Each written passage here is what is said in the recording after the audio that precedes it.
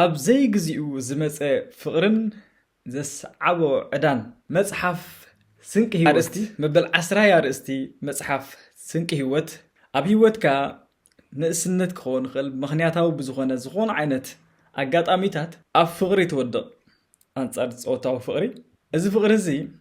እትምስርተሉ ኩሉ ግዜ ፍቕሪ እትምስርተሉ ምኽንያት ክኸውን ዘለዎ ወይ ከዓ ክኸውን ዝኽእል ኣብ ቁም ነገር ንኽትበጽሕ እዩ ቁም ነገር ማለት ሓዳር መርዓን ደርዓን ንኽትገብር እዩ እንተ ደኣ እዚ ነገር እዚ ካብቲ ክኾኖ ዝግብኦ ዘይዕውት ፍቕራዊ ዝምድና ኮይኑ ዘስዕቦ ዕዳ ኣሎ ንሱ ከዓ ትራማ እዩ ዝበሃል ብሓፈሻ እዚ ትራማ እዚ ናብቲ ስዒቡ ዝመጽእ ወይ ዘሎ ስዒቡ ዘሎ ብሂወትካ መጽኡ ዘሎ ሕጂ ፍቕራዊ ዝምድና ጽልዋ ክገብረልካ ይኽእል እዩ ምኽንያቱ ዝሓለፈ ጌጋታትካ ስለ ዝኾነ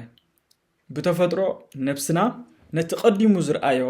ዝነበሮን ናብራ እንተ ደኣ ጌጋ ኣለዎ ኮይኑ ወይ እንተ ደኣ ጽቡቕ ኣለዎ ኮይኑ ይሕዞ እዩ ንሱ እዩ ከዓ ትራማ ዝበሃል ሽዑ ነቲ ዝሓዞ እንተ ደኣ ጥንቃቐ እንደለዎ ክትጥንቀቕ ከም ዘለካ ዝሕብርቲ ኮይኑ ትማል ዝሓዞ ክትጥንቀቕ ከም ዘለካ ኩሉ ግዜ ነፍስኻ ይነግረካ ማ ተጠንቀቕ ይብለካ ሶሱቲ እቲ ትራማ ንብሎ ዘለና እዩ ብኻልእ ኣባህላ ንጽቡቕ ነገር ይመጽእ እዩ ስለዚ ነቲ ናይ ትማሊ ፍቕራዊ ዝምድናኻ እሞ ከዓ ዘይዕውዝ ዝነበረ ኣብዚ ናይ ሕጂ ዘሎን ወይ ዝመጽእን ዝምድናኻ ፀገም ንኸይፈጥረልካ እንታይ ክትገብር ኣለካ እንታይ እንተጌርካ ኸ ካብዚ ነገር እዚ ብሰላም ተናገር መጽሓፍ ስንቂ ህይወት